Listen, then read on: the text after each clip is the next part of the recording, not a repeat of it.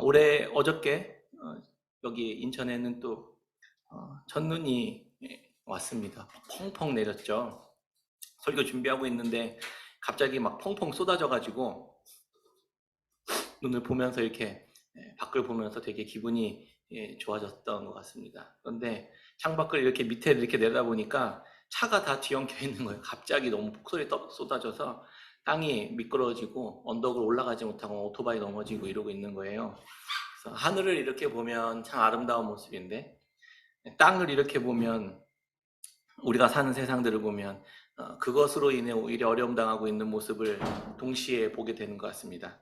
내가 바라보고 내가 이해하고 있는 그러한 면만으로 그것에 시선이 갇혀서 또 다른 면들, 어려움 당하는 면들을 보지 못하는 그런 편협함에 빠지지 않으면 말아야겠다, 그런 생각을 어저께 눈을 보면서 좀 해봤습니다. 눈이 오지 않는 나라에서는 평생을 살았던 사람에게 눈을 설명한다는 것이 매우 어려운 일이라고 합니다. 한 번도 본 적도 없고 들은 적도 없고 경험한 적이 없기 때문입니다. 어쩌면 그래서 불가능한 일일 수도 있겠습니다. 아무리 그 민족에서 오래되고 연장자고 지혜 있는 어른이라 할지라도 세상 밖에서 실제하고 있는, 또 다른 곳에서 실제하고 있는 이 눈에 대해서 설명하고 한다고 해도 알 도리가 없는 것입니다.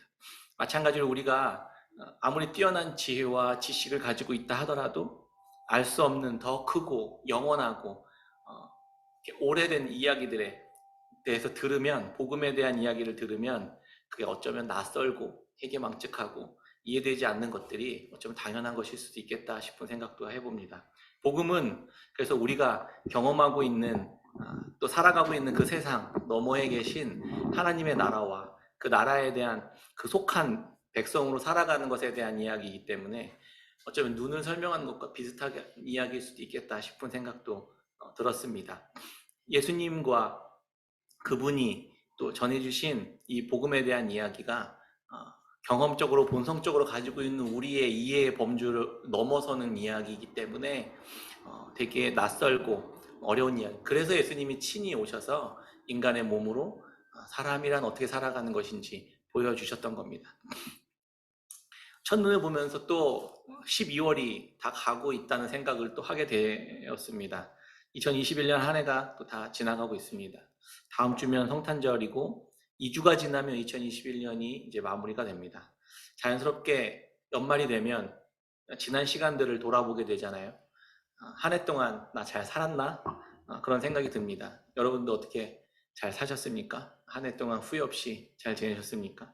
어릴 적에는 그런 생각을 별로 안 했던 것 같은데 저도 한 해 한 해 이렇게 지나가면서부터 이렇게 몇 년이 지나면, 또 한 몇십 년이 지나면 내 주어진 삶의 또 끝에 이르게 되지 않을까? 또 그때는 또 내가 한 해를 돌아보면서 내 삶 잘 살았나 하는 생각을 하는 것처럼 내 인생 잘 살았나 하는 생각들을 해보게 될 수 있겠다, 이런 생각을 해봅니다.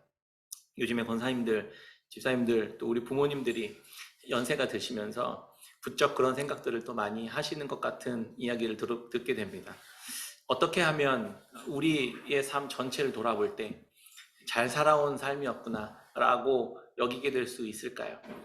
요즘 묵상하고 있는 말씀 마가복음도 이 복음서의 내용이 후반부를 향해 가고 있습니다. 예수님의 삶도 이제 곧 삶의 끝에 이르렀고 제자들과 함께 이제 마주할 삶의 마지막을 준비하고 있는 장면이 오늘 본문이 있는 장면입니다. 예수님은 하나님의 아들로 오셨습니다. 하나님과 또 동일하신 분이십니다. 그분은 이 땅에 인간의 몸을 입으시고 우리에게 오셔서 하나님의 피조물인 사람으로 살아가는 삶이 어떠해야 진정으로 잘 사는 삶인지를 몸소 보여주신 분이셨습니다. 그런데 예수님의 삶을 이렇게 잘 이렇게 살펴보다 보면 아마 이렇게 느끼실 겁니다. 별로 매력이 없다. 별로 따라가고 싶은 마음이 없다. 본받을 만한 것이 별로 없다. 너무 힘들어 보인다. 예수님의 모습은. 이런 면들만 많이 보이게 될 겁니다. 그분의 모습을 보면 별로 그닥 그분을 따라가면서 살고 싶은 마음이 안 듭니다.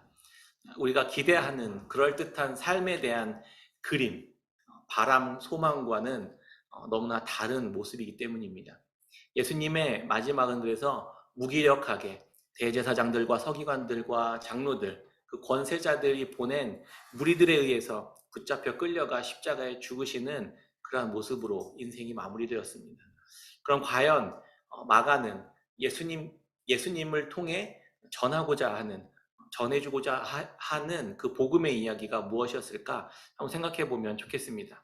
예수님은 자신의 인생에서 가장 중요하게 여겼던 것이 예수님 자기 자신의 삶에 하나님의 말씀이 온전히 성취되는 것, 이 하나의 모든 삶에 집중되어 있었습니다. 자신의 모든 것을 바로 거기에 다 맞추었습니다. 하나님의 말씀이 내 삶에 성취되는 것, 이루어지는 것, 이게 예수님의 삶의 목적이었습니다. 그것이 예수님이 가장 성공적인 삶이라고 생각하고 있었던 면이었던 겁니다. 그래서 예수님의 삶은 구약의 선지자들이 예언했었던 이야기들을 성취하는 삶이었습니다. 이사야 선지자는 하나님께서 이스라엘을 영원한 죄와 사망에서 건지실 메시아를 내가 보낼 텐데 그 메시아의 모습이 어떠한지 이사야 선지자를 통해 말씀해 주셨습니다. 이사야 53장 2절 3절에 우리가 잘 아는 말씀입니다. 제가 읽어드릴게요. 그는 주 앞에서 자라나기를 연한 순 같고 마른 땅에서 나온 뿌리 같아서 고운 모양도 없고 풍채도 없은즉 우리가 보기에 흠모할 만한 아름다운 것이 없도다. 그는 멸시를 받아 사람들에게 버림받았으며 간고를 많이 겪었으며 질고를 아는 자라. 마치 사람들이 그에게서 얼굴을 가리는 것 같이 멸시를 당하였고 우리도 그를 귀히 여기지 아니하였도다. 그는 하나님이셨습니다. 하나님 나라의 왕이신 예수님께서 인간의 몸을 입고 이 땅에서 살아갈 때 딱 이런 모습이었다는 겁니다. 흠모할 만한 모습도 없고 아름다운 모습도 없고 사람들이 별로 좋아할 만한 모습도 없었더라. 그런데 예수님이 정말 딱 그렇게 사셨습니다. 이렇게 예수님의 삶은 하나님의 말씀이 성취되는 삶을 살아가셨던 겁니다. 마가복음 곳곳에 그래서 말씀을 성취하기 위함이었더라 라는 이야기들이 계속해서 기록되어 있습니다. 무슨 말씀을 어떻게 성취한다는 것인지 몇 가지만 한번 살펴보겠습니다. 마가복음 11장에 보면 예수님이 성전에 이제 제자들과 함께 입성하시는 장면이 나옵니다. 그때 입성하실 때 타고 들어갔던 것이 나귀 새끼였습니다. 나귀 새끼. 잘 아시겠지만 왕이 이렇게 성에 입궁할 때 군사들을 대동하고 이렇게 엄청난 이 전투 말을 타고 이렇게 들어갑니다. 왕이 타는 말을 타고 들어갑니다. 그런데 나귀 새끼를 타고 들어갔더라라는 이 기록은 굉장히 어떻게 보면 우스꽝스러운 이야기예요. 그러니까 성인 남성이 나귀 새끼를 타고 가면 어쩌면 이렇게 다리가 바닥에 닿을 수도 있고 되게 초라한 모습입니다. 예루살렘 성전을 장악하러 들어가고 있는 이제 차세대 왕이 조랑말을 타고 들어갔더라. 이런 기록은 애들 장난하는 것도 아니고 마치 미국 대통령이 될 사람이 마티즈를 타고 입성했더라. 뭐 이런 이야기랑 비슷합니다. 이 이야기는 근데 단순히 우연이 아니라 구약에 이미 하나님께서 구원자로 보내실 메시아가 어떤 모습으로 등장하게 될지에 대한 예언에 대한 성취였습니다. 스가랴 9장 9절에 보면 이렇게 스가랴 선지자는 예언합니다. 시온에 따라 크게 기뻐할지어다.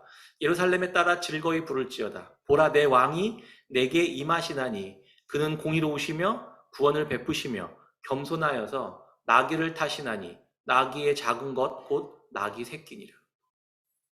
예수님께서 이 땅에 오시기 수백 년 전에 하나님께서 선지자를 통해 예언하신 그 모습 그대로 예수님이 성전에 나귀 새끼를 타고 입성하고 있었던 겁니다. 과거에 수백 년 전에 하나님께서 예언하셨던 그 예언이 예수 그리스도 안에서 성취되고 있었던 겁니다. 또 하나 볼까요? 유월절과 무교절이 시작되는 때에 예수님께서 제자들과 함께 유월절 절기를 보내기 위해서 장소를 준비하십니다. 그리고 최후의 만찬을 이렇게 나누시잖아요. 그때 예수님 제자들과 함께 식사하시면서 충격적인 이야기를 하십니다. 너희들 중에 한 명이 나를 배신하게 될 거야. 제자들이 다 놀라서 나는 아니죠 이렇게 물어봅니다. 그때 예수님께서 이렇게 말씀하십니다. 마가복음 14장 21절에 인자는 자기에 대하여 기록된 대로 가거니와 인자를 파는 그 사람에게는 화가 있으리로다. 그 사람은 차라리 나지 아니하였더라면 자기에게 좋을 뻔하였느니라 하시니라. 예수님 자신에 대해 기록된 대로 나는 무슨 일이 있어도 나는 그 일을 행해 나가면서 하나님의 말씀이 내 속에서 성취될 텐데 그것이 자기에 대한 하나님의 말씀이었고 그게 나의 삶의 목적이다 이렇게 이야기하시는 겁니다. 그러나 예수님을 파는 유다는, 그 한 사람이 유다였잖아요. 그 유다는 자기 자신의 선택으로 예수님을 죽음으로 내모는 삶에 동참하게 된 겁니다. 이 말씀에 보면 말씀은 하나님의 신실하시고 능력 있는 주권과 인간의 자유의지가 충돌하지 않고 계속해서 역사 속에 진행되고 있는 것들을 보게 됩니다. 마치 이런 겁니다. 제가 이제 하나님이고 여러분들이 이제 사람이라면 가위바위보를 할 때 여러분들이 뭘 낼지 저는 다 알고 있는 거예요. 그런데 여러분들은 뭘 내도 상관없는 거예요. 그런 자유를 가지고 계십니다. 근데 하나님은 내가 상대방이 뭘 낼지 다 알고겠다. 약간 이런 하나님의 주권과 전적인 주권과 인간의 자유의지가 충돌하지 않고 계속 함께 갑니다. 하나님은 이 모든 역사들을 다 주관하셔서 하나님의 온전하신 뜻을 성취해내시고 이루시는 분이시지만 인간은 자유의지에 따른 자기의 선택을 하면서 이 역사들이 이루어져 간다는 겁니다. 유다는 자기가 선택해서 예수님을 파는 곳으로 가지만 예수님과 하나님은 하나님의 말씀이 성취되어지는, 그래서 하나님의 아들인 예수님께서 이 땅에 오셔서 죄인들을 위해 대신 죽으시고 십자가에 죽으시는 이 모습을 향해 계속 간다는 겁니다. 우리들은 우리들의 자유의지로 예수님을 끊임없이 배반하고 밀어내고 십자가에 죽이는 그런 선택을 하면서 멸망을 향해 살아가지만 예수님은 철저히 자기가 선택한 자유의지로 하나님의 뜻을 이루어가는 길에 자기의 삶을 드리고 있었던 겁니다. 그 끝은 십자가에 죽으시는 순종으로 하나님의 말씀을 이루신 것입니다. 빌립보서 2장 6절에 보면 이렇게 이야기합니다. 그는 근본 하나님의 본체시나 하나님과 동등됨을 취할 것으로 여기지 아니하시고 오히려 자기를 비워 종의 형체를 가지사 사람들과 같이 되셨고 사람의 모양으로 나타나사 자기를 낮추시고 죽기까지 복종하셨으니 곧 십자가에 죽으심이라. 예수님은 자기의 자유의지를 가지고 십자가에 복종하시는, 하나님의 말씀에 복종하시는 일에 자신의 삶을 맞추어가며 살아갔던 겁니다. 또 하나 있습니다. 예수님은 곧바로 군사들에 의해 붙잡힙니다. 예수님은 그래서 평소에 예수님은 그 군사들이 와서 그 밤에 예수님을 잡으러 오는 그 군사들에게, 야, 평소에 나는 대낮에 성전에서 말씀도 전하고 잘 있었는데 왜 그때는 가만히 놔뒀다가 이렇게 밤 늦은 시간에 몰래 강도를 잡으러 오는 것처럼 칼과 몽둥이를 들고 나에게 다가오느냐, 이렇게 말씀하십니다. 그러면서 예수님은 마가복음 14장 49절에 보면 이렇게 이야기합니다. 그러나 이는 성경을 이루려 함이니라 하시더라. 이 모든 일들이 하나님의 말씀인 성경에 기록된 이야기들이 이루어지게 하기 위함이었더라, 이렇게 마가는 기록하고 있었던 겁니다. 어떤 일도 다 성경을 이루어가고 있었던 겁니다. 어떤 이들의 선택은 하나님의 말씀에 끊임없이 순종하는 것으로 자신들의 선택을 사용하고, 또 어떤 이들은 자신들의 선택을 통해 하나님을 대적하는 일을 이루어가는 데 자기의 삶을 쓰고 있었더라는 겁니다. 무섭지 않습니까? 우리의 선택이 하나님의 뜻을 이루는 일에 쓰이고 있는 것입니다. 반대로 그러지 않을, 하나님의 말씀을 이루지만 하나님을 대적하는 일에 쓰일 수 있다는 것입니다. 예수님을 죽이는 데 쓰이든 말씀에 순종하는 일에 쓰이든 하나님의 역사는 우리들의 선택으로 인해 이루어져 가는 것입니다. 그래서 우리들의 모든 삶의 선택이 하나님의 말씀에 순종하고 하나님의 말씀이 내 삶 가운데 온전히 이루어지는 일에 쓰여질 수 있도록 우리가 깨어 기도해야만 하는 것입니다. 예수님의 모든 삶의 선택은 다 하나같이 그래서 구약의 선지자들의 말씀대로 성취하는 그러한 삶을 이루는 데 사용되었습니다. 이 말씀은 스가랴 13장의 말씀을 인용한 것입니다. 스가랴 13장 7절에 보면 이렇게 말씀합니다. 만군의 여호와가 말하노라. 카라, 깨어서 내 목자, 내 짝된 자를 치라. 목자를 치면 양이 흩어지려니와 작은 자들 위에는 내가 내 손을 들이우리라. 스가랴 말씀은 이스라엘 백성들이 포로에서 돌아온 이후에 스가랴 선지자를 통해 하나님께서 예언하신 그 구약의 말씀입니다. 예수님이 오시기 몇백 년 전에 쓰여졌던 예언이죠. 그래서 예수 그리스도를 통해 이루어지는 모습을 예언으로 담아놓고 있습니다. 목자 대신 예수 그리스도, 그리고 제자들이 양무리처럼 예수님을 중심으로 모였잖아요. 근데 그 대제사장들과 서기관들이 이제 칼을 들고 치러 왔을 때 예수님을 딱 붙잡는 순간 제자들이 어떻게 됐죠? 곧바로 다 도망쳤습니다. 목자를 치니까 양이 흩어지더라. 스가랴 선지자의 예언이 예수님을 통해 그대로 이어져 성취되고 있었던 겁니다. 그런데 예수님께서 이렇게 이 겟세마네 동산에서 권력자들의 체포조가 와서 딱 체포를 하는 순간 모두 다 제자들은 말씀에 따라 양이 흩어질 것이다 라고 기록된 말씀에 따라 그대로 순종합니다. 마가복음 14장 50절 보시면 제자들이 다 예수를 버리고 도망하니라. 예수님은 자신의 죽음이 무기력해서 어쩔 수 없는 그렇게 죽음을 당하는 그러한 모습으로 죽임을 당하는 것이 아니라 하나님의 섭리 가운데 있는 목적 안에서 이루어지는 하나님의 뜻이라는 것을 알고 계셨습니다. 그저 하나님의 뜻에 예수님은 순종하는 것일 뿐이었습니다. 예수님의 선택은 하나님의 말씀을 성취하는 것이었지만 그 선택은 결국 자신을 배신할 자들을 위해서 자기의 살과 피를 내어주는 일이었던 겁니다. 그들이 배신할 것은 이미 다 알고 있었어요. 예수님은 제자들이 배신할 걸 다 알고 있었어요. 유다가 자기를 팔 것도 다 알고 있었습니다. 그러나 예수님의 행동과 선택은 하나님의 말씀에 순종하는 것이었어요. 하나님의 말씀은 그러한 배신자들에게, 그러한 반역자들에게 예수님의 생명을 나눠주는 것이었습니다. 그들이 그럴 걸 다 알고 있었어요. 그럼에도 불구하고 하나님의 말씀은 그들을 향해 예수님께서 십자가를 지시는 것이었습니다.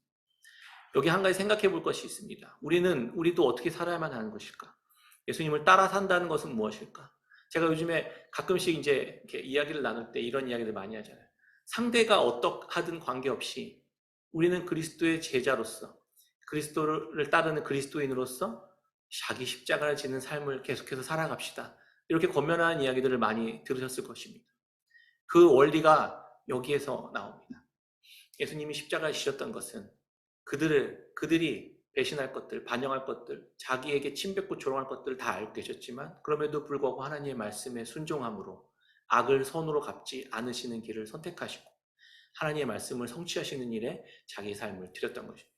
그리스도인들은 예수님을 따라 이렇게 사는 자들입니다. 우리의 삶에서 예수님의 방식대로 따라가는 삶을 살아갈 때 우리의 삶 안에도 하나님의 말씀이 온전히 성취되어지는 것들을 경험하게 되는 것입니다. 우리가 어떻게 살아야 될까? 고민할 때 말씀은 끊임없이 다 이런 이야기를 합니다. 그때 베드로가 도망치고 큰 소리 뻥뻥 치고 도망쳤던 베드로가 나중에 베드로전서 2장 21절에 이렇게 이야기합니다. 이를 위하여 너희가 부르심을 받았으니 그리스도도 너희를 위하여 고난을 받으사 너희에게 본을 끼쳐 그 자취를 따라오게 하려 하셨느니라. 나중에 베드로가 깨달은 거예요. 아, 나도 이제 예수님을 따라 그렇게 살아야 되는 것이구나 라고 깨닫게 된 것입니다. 우리가 어떻게 살아야 될까? 예수님을 따라 사는 것이 그리스도입니다. 그리스도께 속한 사람들은 예수님을 따라 살아갑니다. 제자들이 대신할 것을 알고 있고 자신의 살과 피를 내어주신 것이 분이 예수님이셨습니다. 모든 이들이 다 겁에 질려 도망치고 홀로 남게 될 것을 알고 있었음에도 불구하고 십자가를 지러 가시는 길에 들어가셨던 것입니다. 예수님은 그 길을 멈추시지 않았던 것입니다. 그런데 예수님이 아무런 능력이 없어서 과연 그런 것일까? 그렇지 않았습니다. 마태복음 26장에 보면 이 예수님을 잡으러 오는 군사들에게 베드로가 흥분해서 칼을 뽑아가지고 이제 그 군사의 귀를 잘라버립니다. 그 말고의 귀를 잘라버립니다. 그럴 때 예수님께서 이 베드로에게 이렇게 이야기합니다. 마태복음 26장 53절에 너는 내가 내 아버지께 구하여 지금 12군단 더 되는 천사를 보내시게 할 수 없는 줄로 아느냐? 내가 만일 그렇게 하면 이런 일이 있으리라 한 성경이 어떻게 이루어지겠느냐 하시더라. 나는 지금 당장 손가락 하나, 눈빛 하나면 여기 이 악한 무리들 다 쓸어버릴 만한 하나님의 아들이고 그럴 만한 권위와 권세가 있는 존재라는 거예요. 근데 그렇게 하지 않기로 결정하고 하지 않았다는 겁니다. 왜? 그렇게 하면 하나님의 말씀이 성취되지 않는다는 것을 예수님이 알고 계셨기 때문입니다. 예수님 얼마든지 쓸어버릴 수 있지만 그렇게 하지 않으셨습니다. 자신의 모든 신적인 자유의지와 권리조차 모두 하나님의 뜻에 맞추는 데만 사용했던 것입니다. 그러나 제자들은 좀 달랐습니다. 유다는 더 이상 내가 생각했었던, 꿈꾸었던 세상, 그런 힘으로 정복할, 세상을 정복할 메시아가 아니라는 사실을 예수님을 보고 알고 난 뒤에 은30에 예수님을 팔아버렸습니다. 예수님이 전하는 하나님의 나라는 칼과 몽둥이로 이루어지고 힘으로 정복해 나가는 나라가 아니라는 것을 예수님은 끊임없이 이야기해 주었지만 제자들은 그 소망을 버리지 못했던 겁니다. 더 강한 권세의 편에 선 것입니다. 하나님과 예수님의 생각에 자기를 계속해서 순종시킬 생각은 없고 오직 자기의 생각에 군사력으로 강한 편에 서는 게 더 지혜로운 길이구나, 내가 살아가는 길이구나라고 생각하고 그렇게 선택했다는 것입니다. 우리는 유다만 예수님을 배신한 줄 알죠. 그러나 유다만이 아니라 모두가 예수님을 버리고 배신한 것이다 라고 예수님은 말씀하셨습니다. 베드로는 그 말을 듣고 펄쩍 뜁니다. 모두가 다 주님을 버리더라도 나는 그럴 일이 없습니다. 이렇게 당당하게 이야기합니다. 다른 제자들보다 자신이 더 믿을 만한 사람이라는 것을 내가 증명해 보여드릴게요 라고 예수님 앞에서 이렇게 호언장담했던 겁니다. 내 힘으로, 내 열정으로, 내 능력으로 나는 배신하지 않을 수 있습니다. 내 하나님의 뜻을 내 힘으로 내가 이루어드릴 수 있습니다라고 이야기하고 큰 소리를 친 겁니다. 나는 다릅니다. 내가 다른 제자들보다 더 믿을 만한 사람이라는 것을 내가 장담합니다. 이렇게 큰 소리 쳤던 겁니다. 예수님이 붙잡히실 때 제일 먼저 도망간 게 베드로였습니다. 그리고 위기에 처하자 칼 뽑아 제일 먼저 휘둘렀던 것도 베드로였습니다. 예수님이 뭘 이야기하고 뭘 가르치려고 하는지 전혀 몰랐던 것이죠. 이게 다 우리 모두의 모습입니다. 예수님처럼 순종하는 것이 아니라 결정적인 순간마다 내 기준대로, 내 행동대로, 내 가치대로 행동해 버리는 것, 그거 다 우리의 모습입니다. 그게 예수님을 반역하는 그런 모습인 것입니다. 예수님을 따르면서도 세상의 힘의 상징인 칼과 돈과 명예와 권력을 그러한 성공과 같은 세상 나라를 추구하는 그러한 베드로의 모습과 우리가 하나도 다르지 않다는 것입니다. 그래서 유다뿐 아니라 저와 여러분들 우리 모두가 예수님을 팔아넘긴 배신자요, 내 힘으로 할 수 있다고 주장하는 자기중심적인 사람들일 뿐이라는 것입니다. 하나님의 나라가 하나님의 말씀에 순종하는 것이라는 사실들은 우리가 알고는 있지만 그것을 나의 것으로 계속 받아들이면서 실제 그 속을 통과하는 것은 별개의 문제라는 것을 우리가 알게 됩니다. 예수님도 지금껏 보이셨던 모습과 다르게 마지막 최후의 순간에는 이런 인간적인 치열하게 고뇌하시는 모습을 보게 됩니다. 이게 오늘 본문 말씀입니다. 예수님도 극도로 극심한 두려움에 휩싸이게 됩니다. 오늘 본문 말씀은 예수님이 마지막 관문을 넘어가기 위해 선택한 것이 그 힘이, 그 능력이 어디에서 나왔냐? 기도에서 나왔다라는 것을 말해주고 있는 것입니다. 예수님은 제자들을 데리고 겟세마네 동산으로 가셨습니다. 그곳에서 예수님이 33절에 보면 심히 놀라시며 슬퍼하사라고 이야기합니다. 예수님은 지금껏 침착을 잃은 적이 한 번도 없었습니다. 앞으로 일어날 일에 대해서 모든 것들 다 알고 계시는, 꿰뚫고 계시는 분이셨기에 놀라거나 긴장하시는 분이 아니었습니다. 근데 예수님이 놀라고 슬퍼하셨습니다. 여기에 보면 마가복음 14장 33절에 보면 슬퍼하사라는 이야기가 나오는데 그 뜻은 공포에 살이 잡히다라는 뜻이라고 합니다. 예수님이 하나님의 말씀대로 순종하기 위해 걸어온 이 길 끝에서 알 수 없는 공포에 사로잡혔다는 겁니다. 예수님 제자들에게 다시 찾아와서 어려운 마음들을 함께 토로합니다. 14장 34절 말씀하시되 내 마음이 심히 고민하여 죽게 되었으니 너희는 여기 머물러 깨어있으라 하시고, 예수님은 공포에 휩싸였는데 지금까지 이제 육체적인 고난, 앞으로 당할 죽음 이런 것들조차 예수님을 공포에 휩싸이게 하지 못했는데 예수님은 무엇에 공포에 이렇게 휩싸였을까요? 앞으로 경험하게 될 이 십자가를 통해서 십자가의 가장 큰 두려움은 예수님께서 영원히 하나님과 하나 되었던 이 하나됨을 깨트려야만 한다는 것에 대한 공포였던 겁니다. 하나님과 함께 있었던 것들이 이제 끊어지고 아버지와 함께 있었던 나의 영원한 삶이 분리되어질 것에 대한 두려움이었던 겁니다. 그래서 예수님이 기도 속에서 이것들을 경험했던 겁니다. 기도할 때 내가 이제 앞으로 걸어가야 할 이 길이 하나님과의 관계가 영원히 단절되는 그러한 곳이구나, 그러한 일이구나라는 사실들에 힘들어했던 것입니다. 예수님도 그래서 하나님 앞에 엎드려 기도했습니다. 얼마나 간절히 기도했으면 땀이 땅에 떨어지는 핏방울같이 되었더라 라고 기록하는 복음서도 있습니다. 하나님은 모든 것이 가능하신 분인데 이 진노의 잔을 내게서 옮겨달라고 예수님께서 기도하셨습니다. 하나님의 말씀을 따라 순종하고 그 뜻을 이루기 위해 선택한 선택 속에서 제자들은 다 뿔뿔이 흩어지고 예수님은 혼자 남았습니다. 하나님의 말씀을 따라 내가 걸어갔지만 나만 혼자 덩그러니 남은 상황이 되었습니다. 사람들은 나에게 비판하고 조롱하고 침을 뱉고 폭력을 가하고 죽이려고 하는 그러한 상황 속에 내가 너무 힘들어서 하나님 앞에 엎드려 기도했더니 돌아온 것은 침묵이었습니다. 하나님이 그것에 대해 답변하지 않았던 것입니다. 제자들도 모두 다 결국 배신하고 데리고 기도하러 갔더니 다들 졸고 있었습니다. 의지할 사람 하나 없고 내가 예수님의 길을, 하나님의 길을 이루어가는 데 있어서, 걸어가는 데 있어서 하나님 앞에 엎드렸더니 하나님도 나를 외면하고 있었던 것입니다. 하나님의 말씀을 위해 예수님은 철저히 홀로 남으셨고 예수님은 선택해야 하셨습니다. 하나님의 뜻에 따라 끝까지 순종의 길을 갈 것인가? 그래서 하나님의 말씀이 내 삶에 성취되는 것들을 경험할 것인가? 이루어갈 것인가? 그렇지 않으면 다른 길을 선택할 것인가? 예수님도 고민하게 되었던 것입니다.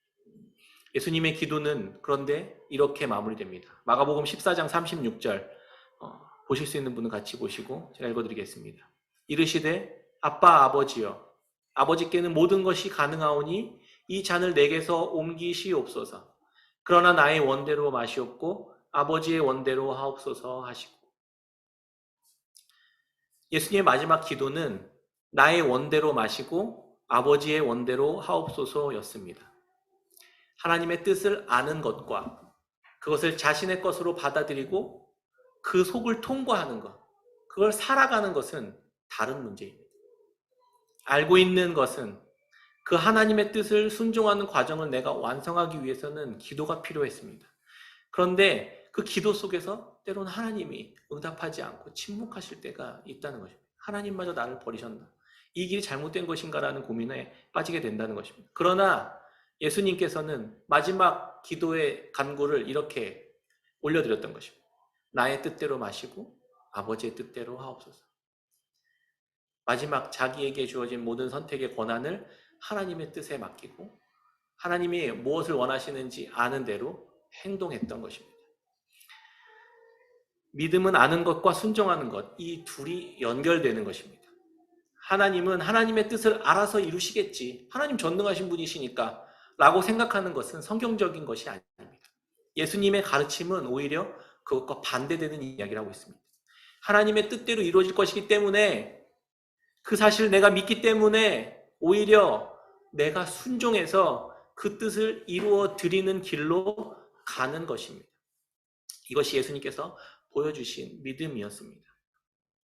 예수님은 철저히 자기 중심적이고 자기 유익에 기반한 결정들을 포기하고 하나님의 말씀이 자신의 삶 안에서 온전히 이루어지는 선택들을 취하시며 걸어갔던 것입니다.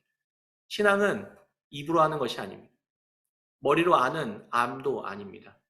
철저히 영적인 싸움이고 그 싸움을 통해 육신이 굴복되어지는, 그래야만 끝나는 치열한 전쟁과 같은 것입니다. 그래서 십자가를 통과하는 과정이라고 이야기하는 겁니다. 예수님은 결국 십자가를 통과하고 이렇게 고백하신 것입니다. 그러나 나의 원대로 마시옵고 아버지의 원대로 하옵소서. 제가 존경하는 최영삼 목사님은 이 기도에 대해서 이렇게 설명하셨습니다. 진정한 기도는 하나님 앞에 정직하게 자신을 드러냄으로 시작된다. 기도는 씨름이다. 그 씨름 후에 하나님의 뜻이 그를 정복한다. 기도는 내 뜻을 하나님께 관철하는 과정이 아니라 하나님의 뜻이 나를 설득하도록 나를 그분 앞에 내어놓는 과정이다. 참된 기도는 하나님이 아니라 기도하는 사람 자신을 바꾼다. 하나님을 바꾸려고 하였던 내 방식과 태도가 변해서 하나님을 바꾸려지 하지 않고 이제 내가 바뀌어 내가 하나님의 뜻에 맞게 변화되는 것. 그것이 기도의 참된 기도의 모습이라는 것입니다. 예수님께서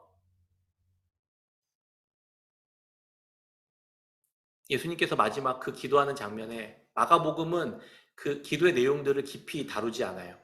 요한복음은 그 내용을 깊이 다루어 줍니다.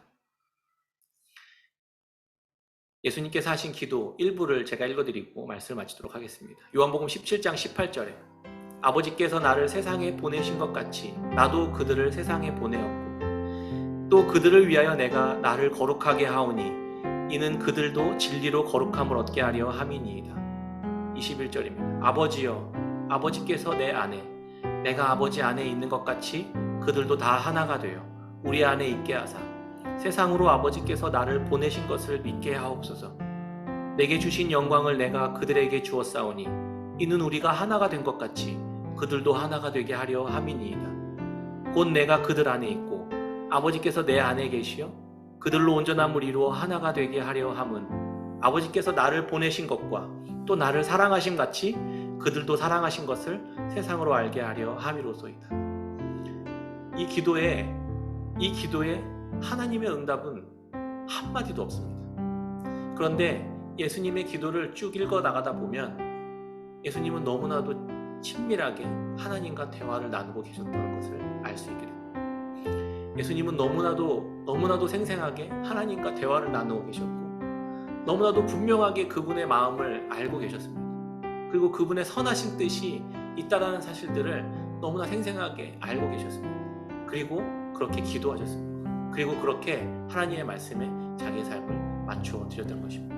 우리가 걸어가야 할 것은 내가 내 자신을 끊임없이 내 삶에, 내 이기적인 삶에, 내 자기 주관적인 삶에 따라 선택하는 삶이 아니라 예수님께서 보이셨던 것처럼 예수님 안에 머물러서 하나님과 함께 교제하고 하나님과 생생하게 그분의 말씀을 들으며 그분의 신실하심을 믿고 따르며 우리의 삶을 주님 앞에 내어드릴 때 그렇게 하나님의 나라가 이 땅에 주님이 보여주신 대로 일어나게 되고 우리가 속한 곳에서 하나님의 아름다운 모습들이 말씀들이 성취되어지는 것들을 우리가 경험하게 될 것입니다. 그렇게 한 해 한 해 살아갈 때 우리 삶이 맨 마지막에 이르렀을 때에 내가 하나님 앞에서 잘 살아왔구나, 하나님이 우리의 삶을 기쁘게 받으셨구나라고 고백하게 되는 귀하고 복된 삶이 될 것이라고 저는 믿어 의심치 않습니다.